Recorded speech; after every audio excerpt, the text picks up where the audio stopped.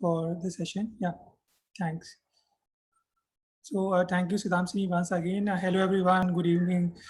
I am Anurag. I work at Jindal Global Law School, and I have with me my friend Priya. Priya is a uh, judge in Bihar, and she had qualified the exam. I had not qualified.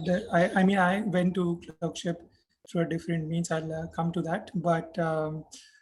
So we are going to talk about this. But before we talk about the clerkship exam, just an overview of who we are as an organization and why we are doing so, and what we plan to do in coming days, and why this session. So the seed literally meaning to like seed something, to seed away capital, because social capital in the legal profession, because a lot depends on social capital in the legal profession. So seed is an organization. We are trying to develop a voluntary affirmative action model in the Indian legal profession, because we see that there is a lack of representation of marginalized communities in the legal profession.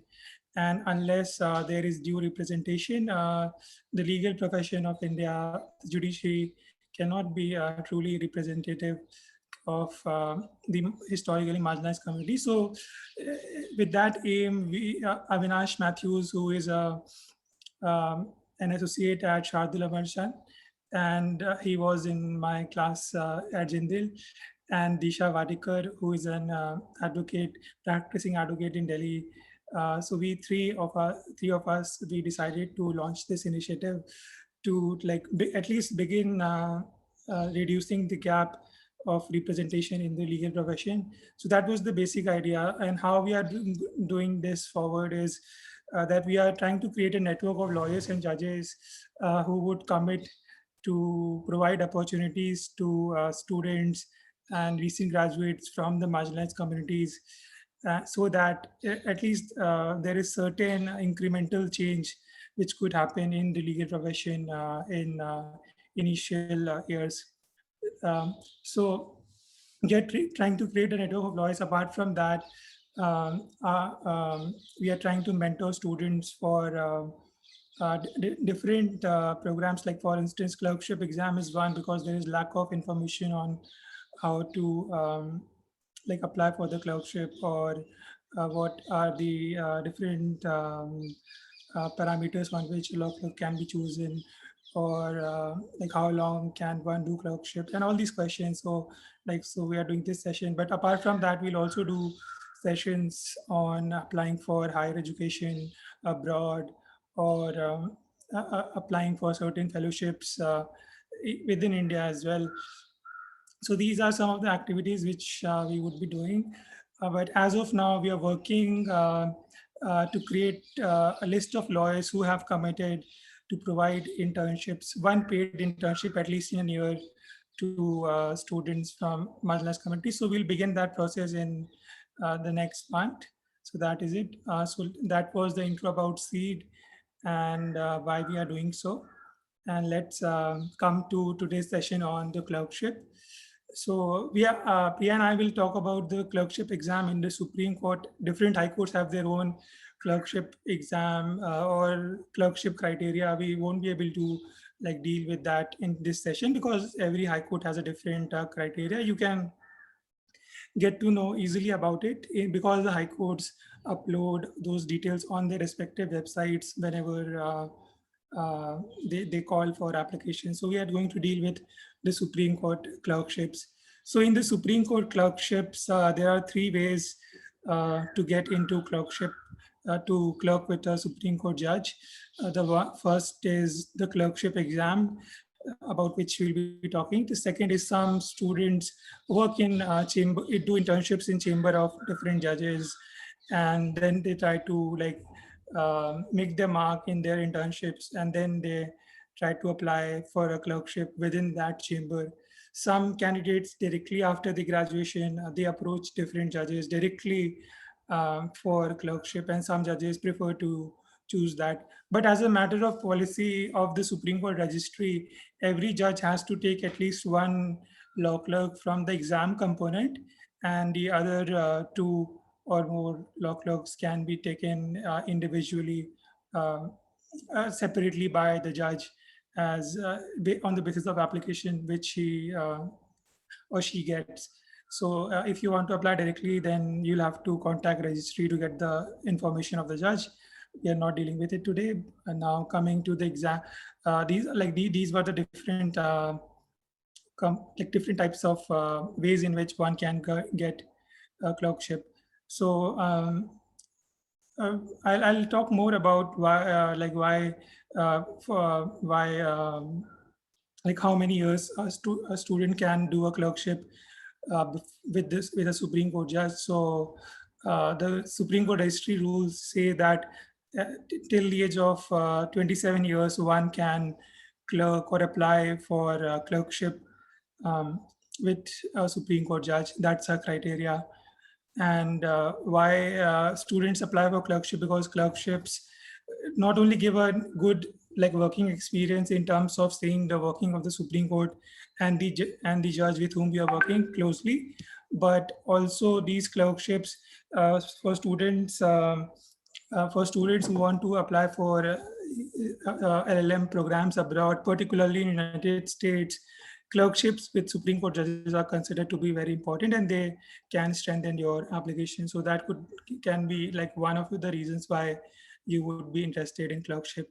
Another reason for clerkship could be that when you get to see the working of the court directly, then you get to know about the basic procedure of the court. And then if people are interested in litigating, then it could be like a good platform to understand how the Supreme Court works. So those could be the reasons why one should apply for clerkships. So this is a basic overview for the clerkship, and I'll pass it to Priya to talk about the exam. So Priya, over to you now. Thank you, Anurag. I'm audible? Yeah. Thank you, Satamsini, for introducing me, and Anurag for starting about such a thoughtful initiative. So, going right away, we're here to talk about the law clerk cum research assistant exam. So I'm here. I'll be discussing with you the pattern, syllabus, and how to prepare for it. I shall also share my own experience because the exam is conducted in two halves: the objective level exam, the preliminary, and the interview stage.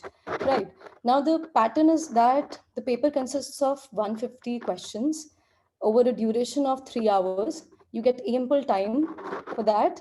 And one thing which is very vital to note that there is a negative marking of 25%. So you need to ensure that you are accurate enough to mark the correct answers, right? Now the paper comprises of two sections, section 1 and section 2. Section 1 consists of English and current affairs. So the paper 1 consists of general English, which has 30 questions. They'll ask you grammar questions, odd one out, antonyms, synonyms, and they will also give you reading comprehensions. Now, as far as the general awareness is concerned, it comprises of 20 questions of a mark each, and it mostly has current affairs, recent affairs, and usually they do not ask you static GK. Then the section 2 comprises of law questions. They usually ask you questions on the Indian Constitution, IPC, and the procedural laws, that is the CPC, CRPC, and Indian Evidence Act, 20 marks each. Now, this was the pattern as to what sections it is divided into and what subjects they ask. Now, as far as how to prepare, there is a preparation strategy. For English, to my surprise, the paper which I took, it was a little difficult for me. The English part, especially, it was quite of a good standard. So I would suggest you for English, you buy or arrange a Renan Martin book or any book on competitive English, and you go through the grammar rules, especially nouns, pronouns, conjunctions, and laying stress on prepositions, because they will confuse you with very tricky preposition questions. Like to offer you a question, like there was a question, when did you last hear from him? Right. So the from part was to be filled in. It's quite easy, but the options confuse you often. So I studied from the Renan Martin book. Then I will also suggest you to practice reading comprehensions, because as easy as it sounds, it was not easy for us. It was quite difficult. They asked us very difficult questions based on the unseen passages, and also the synonyms and antonyms was also a part of that. So practice reading comprehensions. Its difficulty level is quite a little higher, right? Now, so general English is of 30 marks. Now the second part is the current affair, the general awareness. It's very, this portion is the most scoring portion because they'll ask you very recent affairs, current affairs. For that, I will suggest you buy any current affair book. I prefer the Pratiyogita Darpan yearbook. And even if you do not want to buy, you can just go through random YouTube videos and just brush up every monthly current affair. That will do. They ask you very simple question like who is the president of the National Human Rights Commission, or is the present CIC. So if you're reading newspapers, you will be very much well versed with that. But even if you're not, you just buy an yearbook and go through it. Do not try to mug it up. Just go through that, and you'll be able to mark the answer, right? So this is the most scoring portion, which is very important. Now, as far as law is concerned, in law I will always like lay stress on the recent and landmark judgments, because in my paper, the paper which I took, in that around 50 to 60% questions were from judgments, from recent and landmark. It's very important that you brush up all the judgments, all the important recent judgments of especially 2020. There's so many landmark judgments which were given in the year 2020, to go through that, especially in the Indian Constitution. They'll ask you which judge was the author of the judgment, or which year it was passed, or ratio of the case, and also the quorum. These things are very important, right? And other than that, they also ask you simple bare act questions, which is like which section number, which order or rule number, and also in-depth questions. In-depth questions like they'll give you a situation or an illustration for that matter.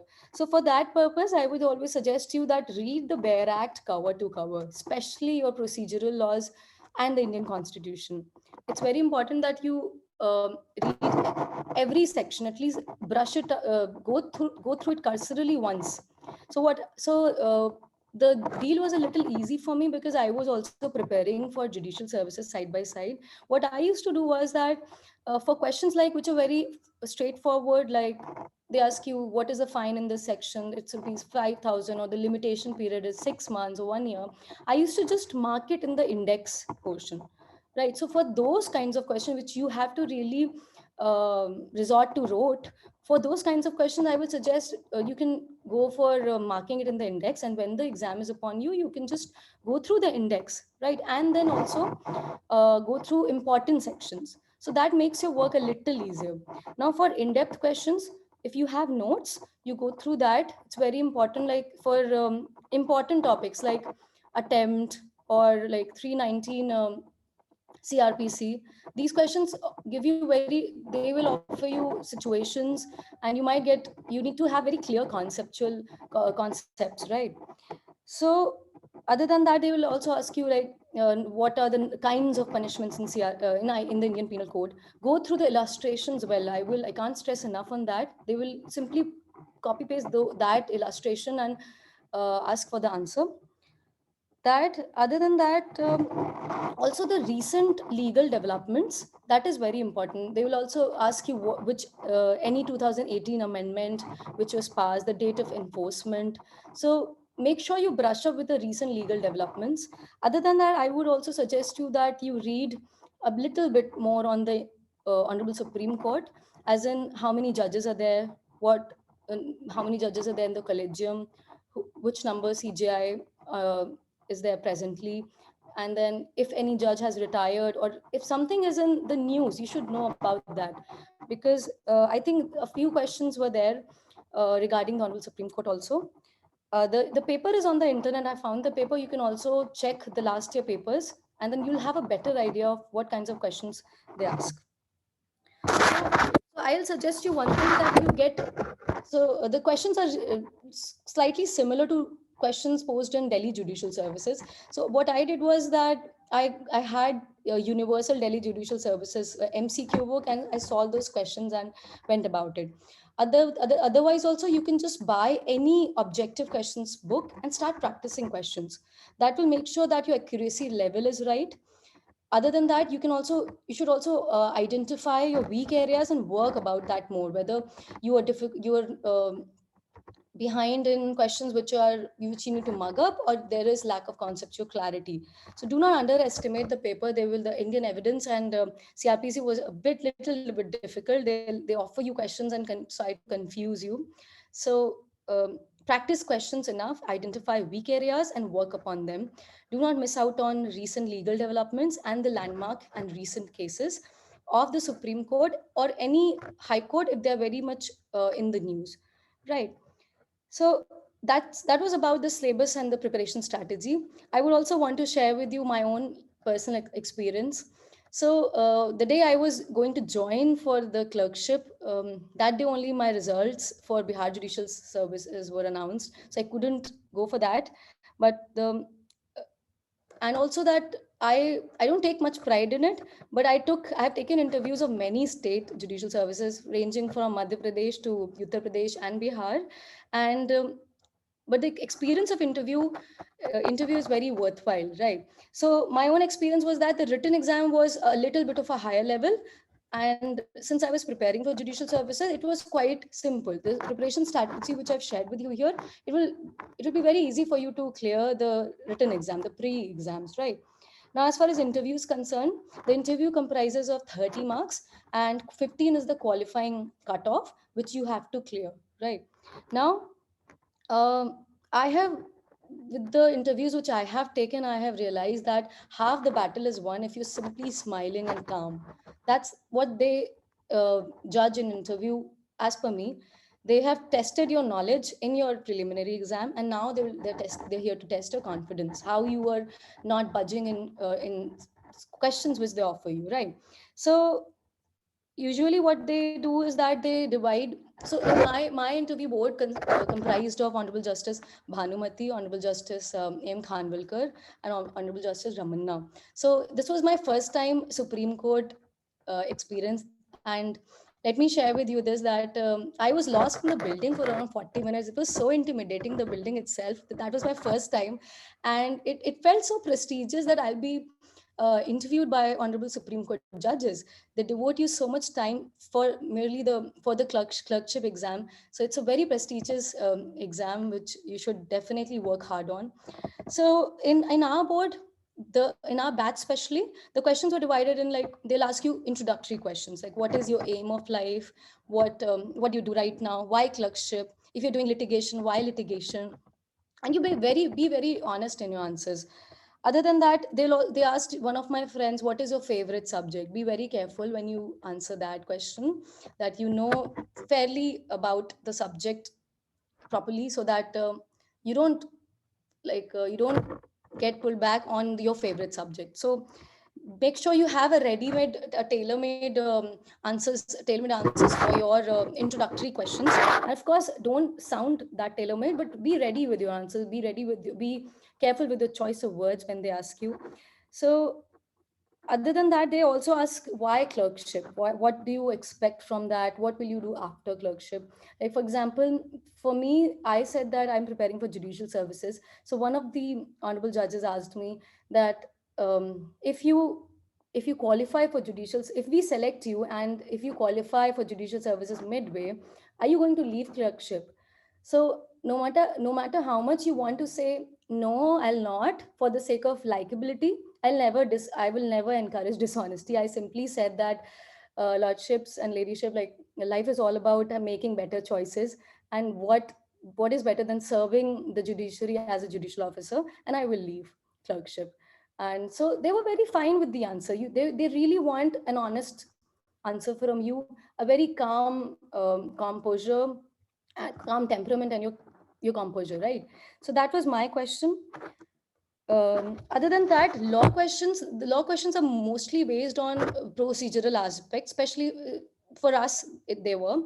They ask questions like, what is the difference between warrant cases and summon cases? What is interpleader suit? Which section? Which order? So these were straightforward questions. Other than that, in my interview, they also asked very situational questions. They gave situations. If I share that, if the husband, if the father takes away the child, if he takes away the child from his wife, then what is the remedy left with the mother, right? So the answer lies not only in the family laws, but also in the Indian constitution. In the Indian constitution, I said that she can file a habeas corpus petition. I was not very sure with the answer, but I will always say that go through, brush up family laws and transfer of property, not very intricately, but you should know, have a fair idea of what it is about.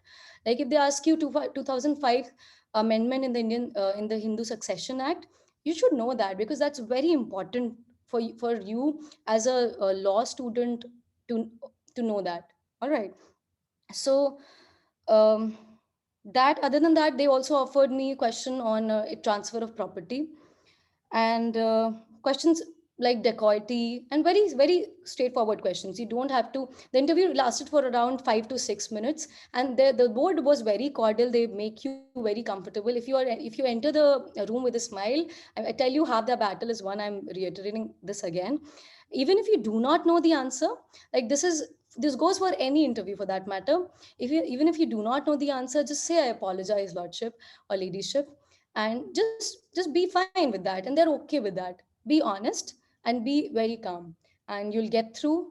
And I think that's about it. I wish you all the best, and I'm open to questions. If there are any, you can drop in the chat box.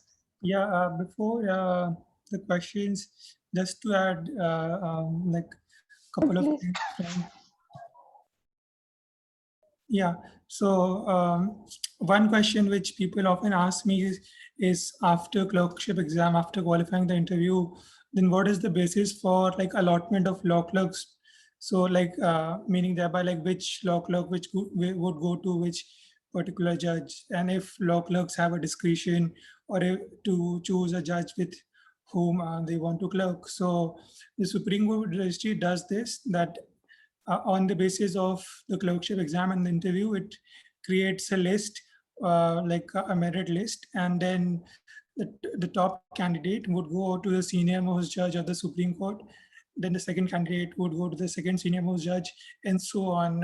It happens, and the exam candidates who qualify the exam, but there are not enough vacancies with Supreme Court judges at that time. So then they work with the Supreme Court registry, like they work with the registrar general, but that is very rare that they would not get any particular judge. So they are kept as a part of a pool, but they get they get salary, and they work with the registry till they are allotted with a judge. So that's the allotment policy. Another question people ask me is to how many years can a law clerk continue clerking with a judge? So that depends between you and the judge. If I've seen candidates clerking for 3 years, 2 years. So if your judge is very happy with you, then you can, I think, clerk for 3 years, and you don't need to give the exam for another year. Your employment would be approved by the judge, and this Supreme Court Institute would also approve it. So those were the policy things. Um, Regarding my own experience as a law clerk, so I did not get selected with Justice Chandrachud as through exam, but I had done internship with him, and then I got a chance to like applied, and I got a chance to like he accepted my application for clerkship after that. So I went through this medium, but um, like working with the Supreme Court can be a very rare opportunity for different reasons, I said. But at the same time, sometimes you also get to directly contribute to how law of the country is being shaped. Like in my experience, I was quite lucky to work on a series of constitutional law, constitutional bench matters which happened at that time. So like what how many like the matters which happened between 2017 and 18 series of constitutional law judgments which came. So I was lucky to like work directly, and I got to learn more of constitutional law by working directly in the Supreme Court than I had got done what I'd done in my constitutional law classes in the law school. So the experience can be very enriching, not only for the prestige in foreign universities which it brings, but also as a great learning process. The clerkship can be so.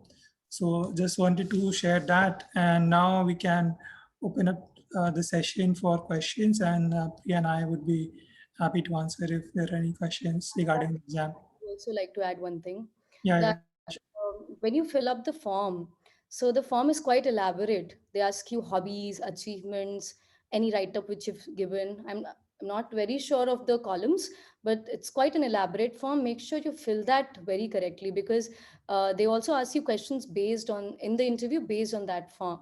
That if your hobby is reading, they might ask you which book you recently read. They did actually to pose this question to one of my friends. So make sure when you fill up the forms, you fill them very cautiously. Yeah. Okay, so does anyone have questions? You can either enter it into the chat box or you can unmute yourself and ask. Um, yes, got it. Okay, anyone? Okay, there's a question in the chat box from Amar Singh. I'll just read it out. So they ask, during a clerkship, are we left with any spare time to prepare for some other exam, or would one just be busy throughout the day? yeah. So let me answer that, Priya. It depends on the judge with whom you're working. Like in my personal experience, the work was so much, and that I did not get time to do anything else. So I was just doing the work for the research and writing stuff. So it gets difficult to get time for anything else generally. But I also know of certain colleagues, law clerks, who worked with one particular judge, and they had time to do their own reading. So it depends on which judge you are working with. If that judge expects a greater engagement from the clerk, then it would be difficult to do anything else. If the judge is, if the judge prefers to do his work by his own and does not delegate a lot of work to the law clerk, then you might get some free time for yourself. So it would depend on which judge you're working, and there can be no straight answer to this question.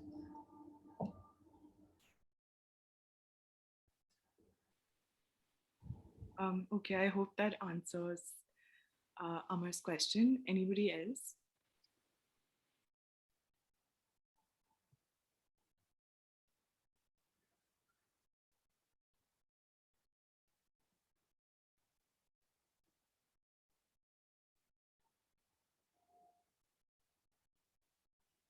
Okay, so Tazeen Wahid has a question. I'll read it out again. So they say that it is said that a practicing advocate is not eligible for applying for the exam. So the people who are working under some corporations or under advocate on records, can they apply for the exam or not? Is their question. So certain judges prefer to take candidates who have at least 1 year experience of their own independently. So you'll have to see with the judge with whom you want to work. If you want to work with any particular judge and you have a work experience, so you can apply to their office, email their office, call their office, and check it out directly from there. It again differs from judge to judge. But for the exam, I think you exam for exam, it would maybe difficult to apply.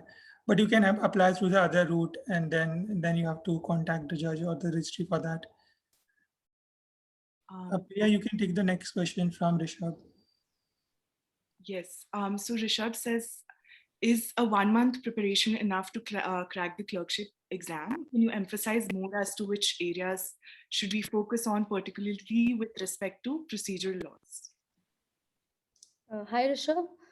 I think 1 month preparation is enough if you're already good with your concepts and you know your barracks well. And as far as you said, emphasize more as to which areas should we focus. I would suggest that as many times you must have heard this, but go through the barracks cover to cover. By cover to cover, I mean go through all the sections. Like in CPC, you can miss out a few orders which you seem that they're not very important. But I will always suggest, if you want to get through the exam, go brush them up once, just go through them cursorily. Other than that, important areas, you can in every subject you can identify 20 most important topics, right? So that's a kind of a more convenient strategy, that you identify 20 most important topics in, for example, CRPC. And just you identify those topics, and you just read the Barak, the section very well, and see your notes or any textbook for that matter. For example, in the res judicata in your code of civil procedure, that the explanations and any case laws on that, and practice questions on res judicata, right? So will make sure that you are clear with the concept. And if you find it a little difficult to read barracks cover to cover, you just solve questions. For example, in any MCQ book, you will have around 400 to 500 questions on every subject. So when you do that, you mark the questions which you mark wrong in the MCQ book in your barrack, and make sure you do not repeat those answers, and see whether your concept was not clear, or what was the difficulty in marking the answer correctly, right? So solving as many questions as you can, because the exam is objective in nature. And reading the barracks, I can't stress enough for barracks, for any exam for that matter. So go through your barracks notes, any textbook, and to top it all, the MCQ book. I hope I've answered your question, Rishabh. Okay, thank you. And the next question is from Medha. I think it's a little related from with the previous Yeah, question. So yeah, the I'll ask. So Medha is asking whether work experience is like candidates with work experience would get preference to candidates not having work experience.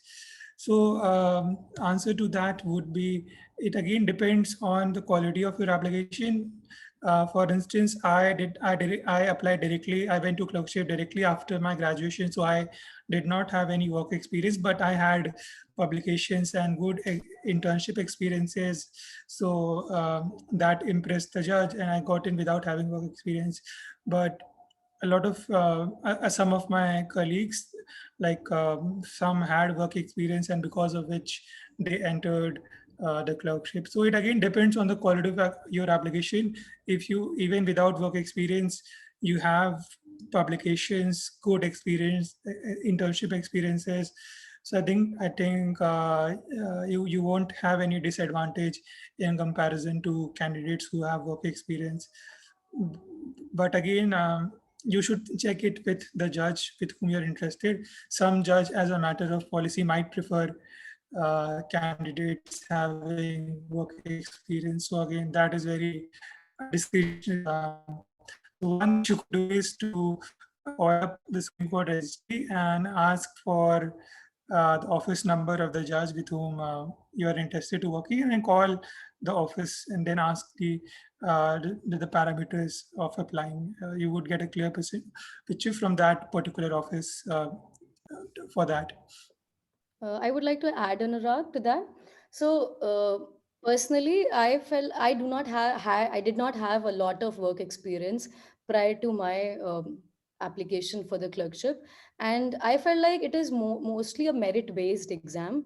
If you qualify the preliminary stage, and if you're good in the interview stage, even if you do not have any work experience, it will not, as Anurag said, will not pose you any disadvantage.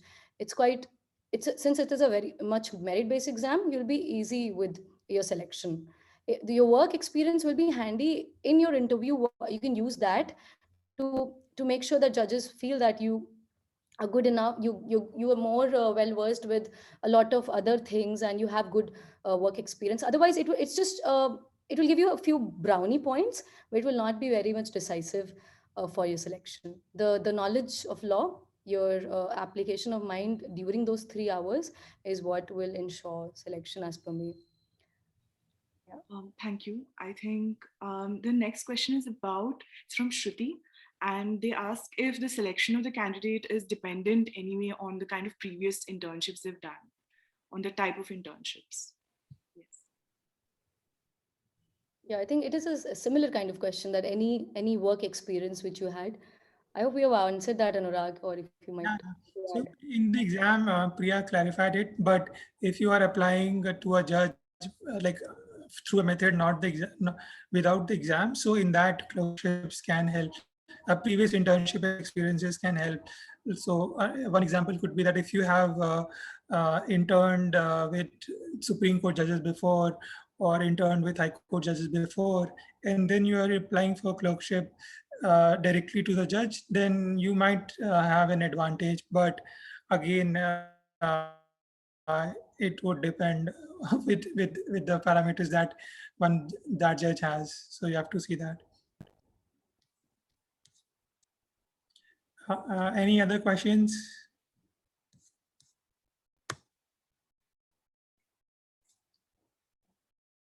Sita, Sini, can you see any questions? I can't see. No, there are no more questions, but we can give another minute Yeah. if someone wants to add anything or ask anything else.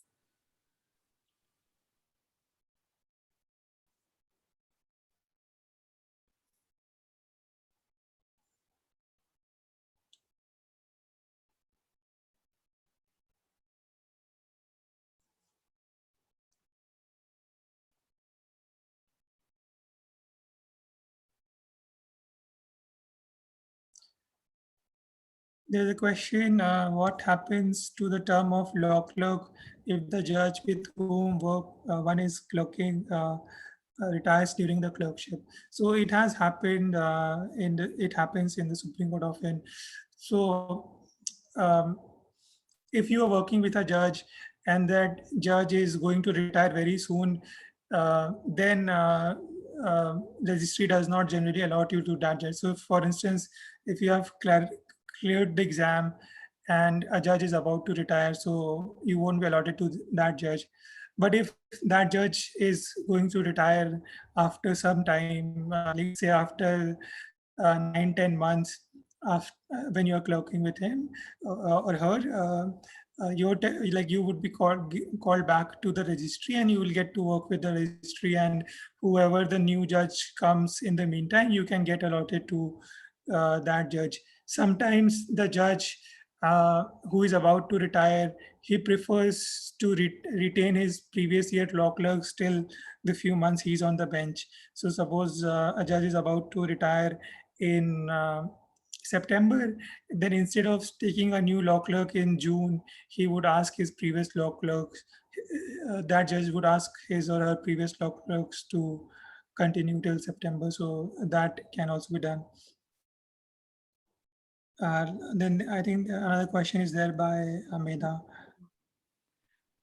So Medha asks if while applying individually, does it matter when we make the application? If, for example, if I'm in my final semester, will my application be taken under consideration? Yeah, for the exam, definitely yes. You can apply while appearing, while still in the final semester, and even if you're applying directly to Supreme Court Judge's office, then also you can apply in your final semester. I did that, and a lot of people do that because as their semester gets over in May or April or June, they can start working with the Supreme Court from July. So that definitely can be done. Thank you. I think Arunima has a question about um, if judicial clerkships will provide you with a better chance of getting an LLM scholarship when you're applying for it, and if it gives you an upper hand in getting such scholarships. Yeah, work experience definitely acts as an advantage when you're applying to LLM programs, especially in US law schools. Like I said, uh, having a clerkship experience is taken seriously, and then your chances of admission are better if you have work experience and, in particular, clerkship experience.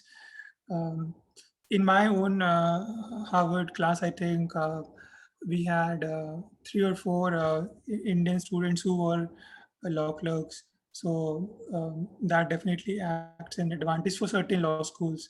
But if you have other work experiences, like working in corporate sector or working as a civil judge, like in the district judiciary, then also that would be counted. Work experience would count.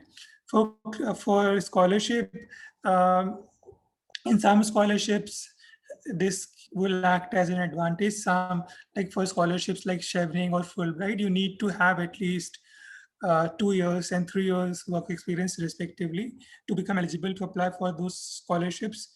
So if you want to apply for Chevening, then you have to work for, you need to have a work experience of 2 years to become eligible for applying for that scholarship.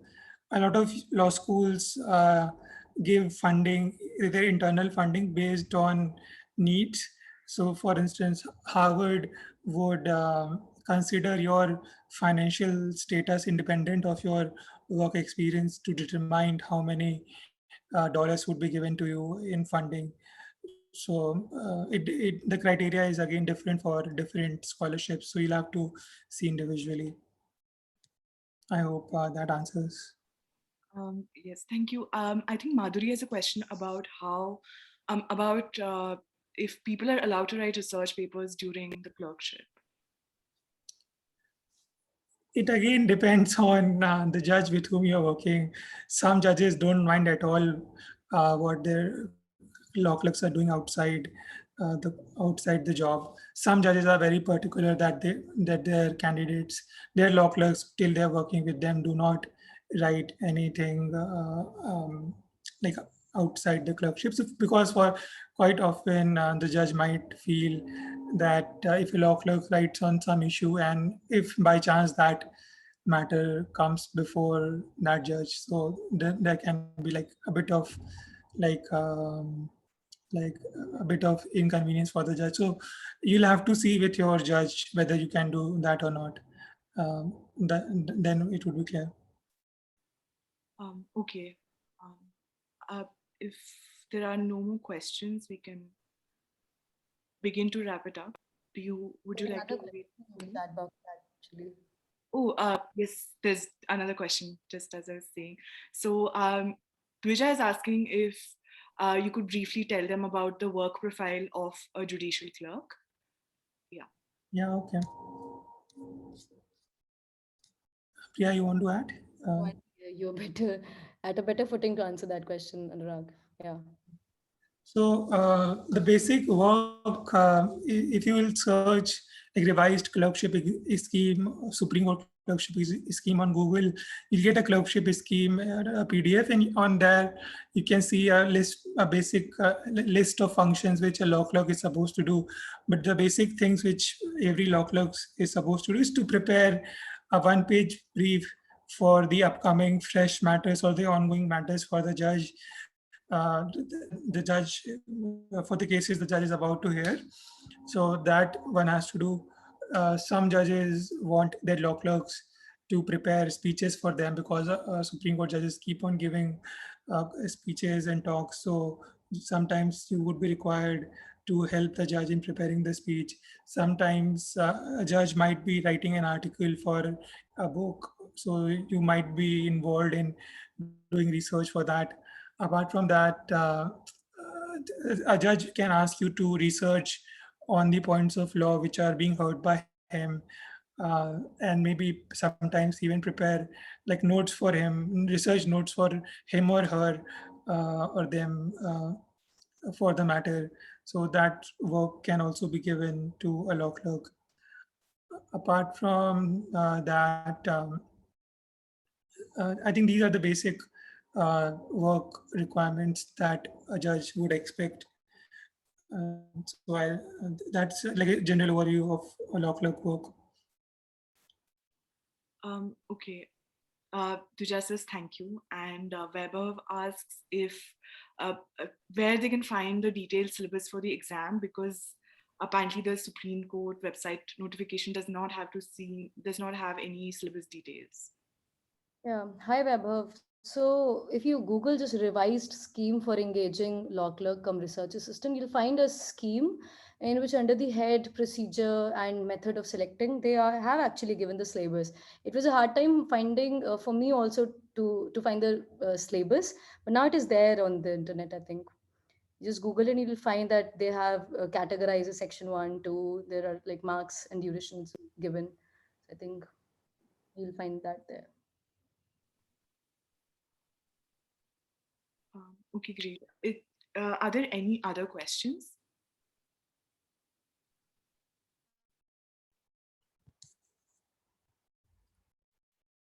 Yeah, I don't see any questions. So I think maybe we can wrap up now.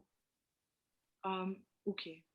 Yeah, before you do, I also wanted to like acknowledge like Shitamshini is also working with his us at Seed, and she is currently at Jindal Global Law School, and she is also a part of her team in the meantime. So I missed that part. So Thank thank you. you, Shitamshini, for moderating. Yeah, over to you. Yes. Okay. So I'll just wrap up the meeting by just thanking everyone basically. First, thank you to Anurag sir and Priya ma'am for holding the session. Not just talking about the written exam itself, but about the interview, about your experience and it is like to go through this process. And thank you everybody for attending the session and for participating and asking questions. We hope that we answered all of them and that this process has become a little bit more clearer to you. And we do look forward to holding more sessions. And those students who are interested and eligible for registering at Seed, please do so. I will paste the link for the same in the chat box so that you can just check it out and register if you think you can. And I think that's it.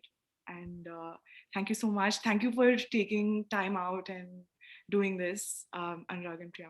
Thank you. Yeah, All the very best. Shitamshini, thank you, Priya. Okay. Bye, everyone. I will end the meeting.